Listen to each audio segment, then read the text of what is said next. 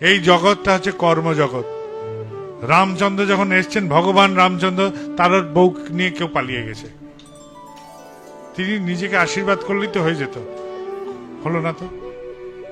সেতু বন্ধন করতে হলো, অত কষ্ট করে পরিশ্রম করে সেতু বন্ধন করতে হলো, গিয়ে রাবণের সাথে যুদ্ধ করতে হলো। তিনি যদি ভগবানই হবেন তো তিনি নিজেকে আশীর্বাদ করলেন না কেন? বউ ফিরে আসো, রাবণ মরে যাও, সেতু বন্ধন হয়ে যাক, সবই তো নিজেকে আশীর্বাদ করতে পারতেন। তাহলে ভগবানেরও এখানে আশীর্বাদ কাজ হয় না, কারণ এটা কর্মজগৎ। এইখানে যে আসবে এই কর্মজগতে তাকে কর্ম করতেই হবে, আর তিনি কর্ম করেই দেখিয়েছেন। তিনি আমার হাতে পাখা ধরিয়ে দিয়ে বলবেন হাত নাড়া, আর আমি যদি পাখাটা ধরে থাকি তবে কি হাওয়া খাবো? এটাই হচ্ছে কথা। হাত না নড়ালে এই পাখার হাওয়াও খাওয়া যায়। এই জগৎ এরকমই দোস্ত। আপনারা সবাই ভালো থাকবেন, কথাগুলোর মর্মার্থ উপলব্ধি করবেন। আর আজকে বাবাইদা এসছেন বলে একটা দীক্ষার অনুষ্ঠান হলো, আজকের দিনের জন্যই সামিল হয়ে শেষ করে দেবেন। পথে ঘাটে সবসময় নিজেদের এই চর্চাগুলো চালান। আমি এইভাবে চলি, এইভাবে ভাবি। আমাকে যদি কেউ বলতো এখানে এক ভগবান আছেন যিনি তোমার মাথায় হাত ছুঁয়ে দিলে সব হয়ে যায়, আমি যেতাম না তার কাছে, একদম যেতাম না।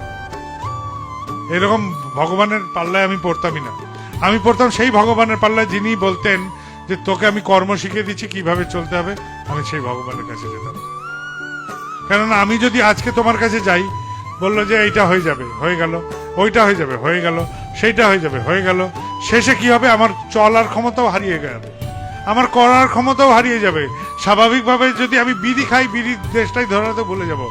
ভগবান বিড়ি জ্বালিয়ে দাও, চাক জ্বলে গেল, দেশটাই নাড়াতে পারবো না, সে যে হাত পঙ্গু হয়ে যাবে। আর তিনি যেদিন দেহ রাখবেন, তিনি যেদিন আমাকে ছেড়ে চলে যাবেন, সেদিন আমি করব কি? তাহলে সেই ভগবানের দরকার নেই। আমার সেই ভগবানের দরকার যে ভগবান আমাকে কর্ম শিখিয়ে দেবেন, যে ভগবান আমাকে হাঁটা শিখিয়ে দেবেন, যে ভগবান কাদায় পড়লে কি করে উঠতে হয় সেই কায়দা শিখিয়ে দেবেন।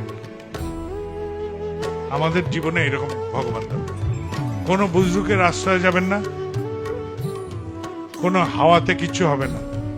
একদম সত্য কথা বলছি, করাই পাওয়ার জননী, একদম সত্য কথা। কথাগুলোর মর্মার্থ উপলব্ধি করেন, ভাবেন, যদি মনে হয় যুক্তিপূর্ণ গ্রহণ করবেন, আর যদি মনে হয় না এই কথাগুলো অতটা যুক্তিপূর্ণ নয়, অযৌক্তিক, বর্জন করবেন। কোনো ব্যাপার নেই যে এটাকে গ্রহণ করেই চলতে হবে। আমি যা বোধ করি তাই আপনাদের কাছে জানালাম। আমি এবার উঠব।